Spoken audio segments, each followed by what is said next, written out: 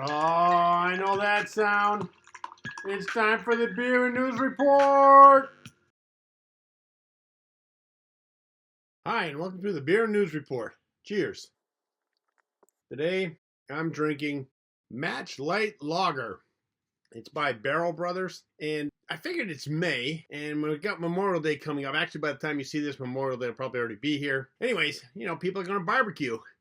So this beer seemed appropriate. It's a lager, which I like. It's crisp, a little malty, but I still like it. I think at your next barbecue, you should try this with friends and family. All right? Cheers.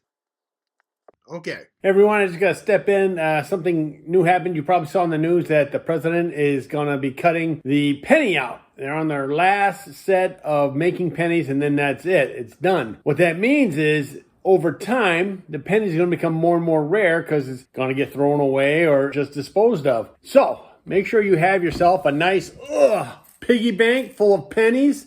Or, if you can't afford that, get a box full of pennies right here.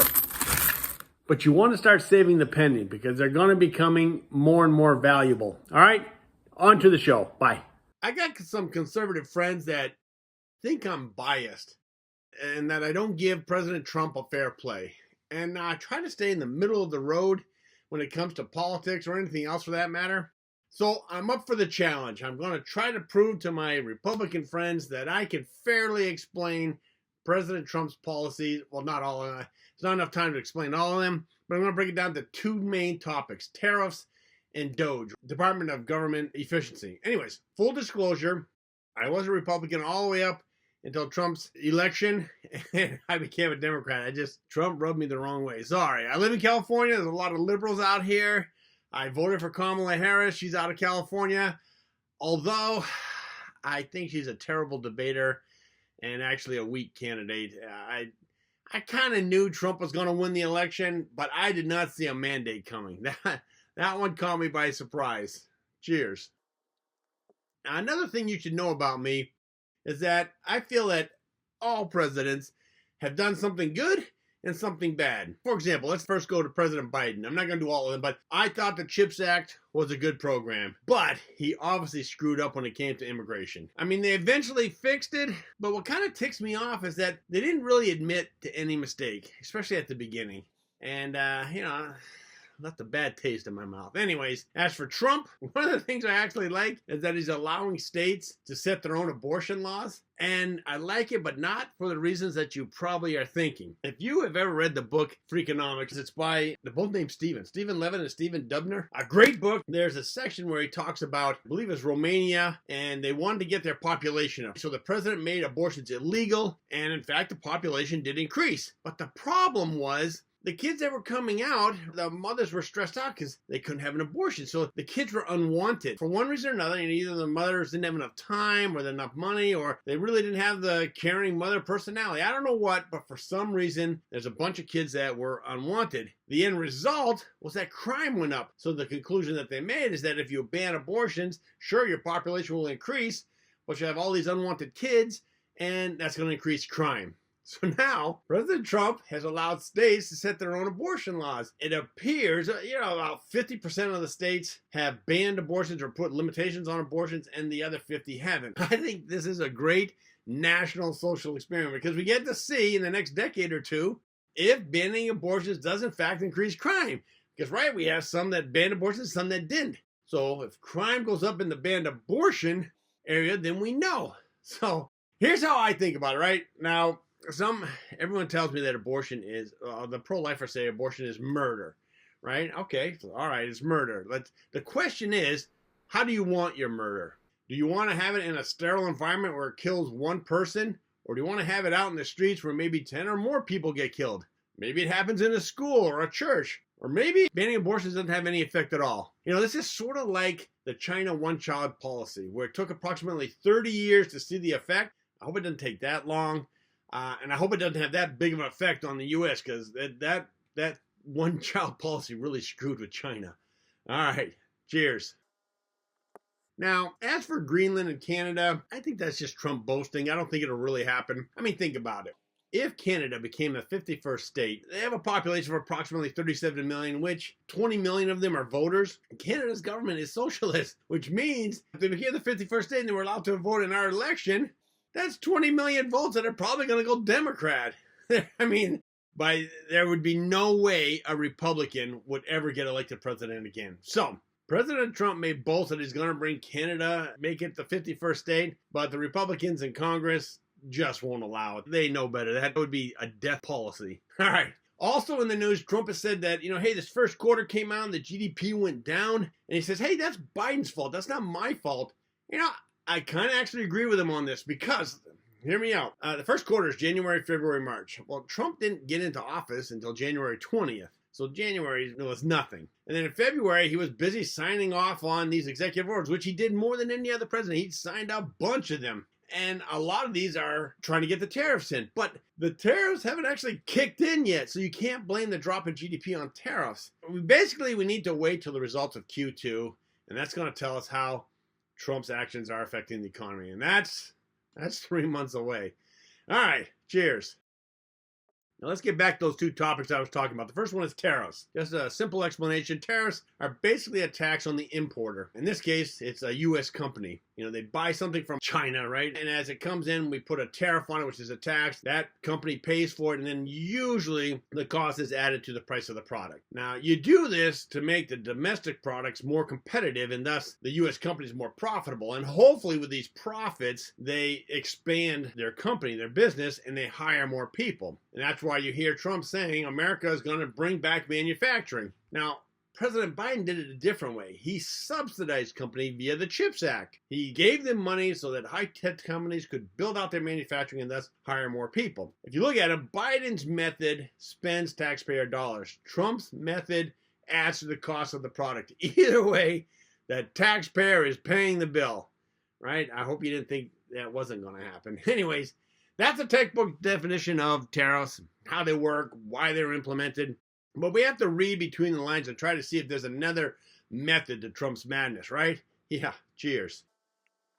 As I've said in many shows, that this whole global trading system was designed after World War II by the Bretton Woods Conference, basically to help rebuild the world. The U.S. would open its markets and protect shipping for any adversary. I mean, they'd protect it for Russia too.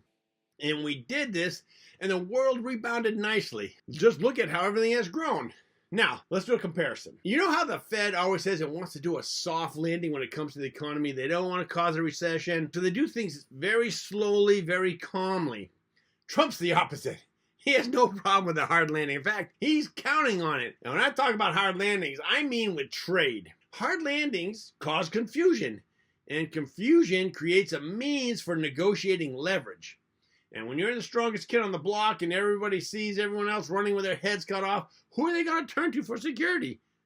They're going to come to us. So that's why Trump wants a hard landing. Let the markets tumble. It'll only help his cause. He wants panic so other countries will be more willing to negotiate on his terms. Actually, this was done in the past with Kissinger. He would play the Arab nations against each other to get better deals with the nation of choice, right? The one that they wanted. He also did this with China. He put in China for the World Trade Organization, but he did it basically to bug Russia. But I mean, you're probably wondering, why are we putting tariffs on Canada and Mexico? Aren't they our friends? Let's have a beer and I'll talk about that. Cheers. The explanation given is that drugs are flowing in from both Canada and Mexico. Now I can believe Mexico, with all the drug cartels running in place, sure, drugs are coming in. But Canada, if drugs are coming in, it's coming in at a trickle. Now, I did a little research and I found out that back in Trump's first presidency, he put high tariffs on China. But China figured out a loophole. They would first send their products to either Mexico or Canada, usually Mexico, and have these countries bring their products in. Therefore, they avoided the high tariffs. So I think somebody in Trump's cabinet told him about this. And he says, wow, I'm going to put a stop to it. So he hit them both with high tariffs. Basically, it's to get them to the negotiating table and figure out a way how to stop this China loophole. Now, Trump says that tariffs will bring manufacturing back to America, which is technically true if you can keep the tariffs on for a long time. Now, what am I meaning about that? All right, Trump has already been in for one term. He's got one term left, or 4 years. He stated that he wants to run for a third term. We'll see if that happens. I don't know. If he does get elected to the third term, I mean, he's going to be well into his 80s. I mean, we've seen what it's done to Biden. Can he really last that long? I don't know. It's a whole different subject.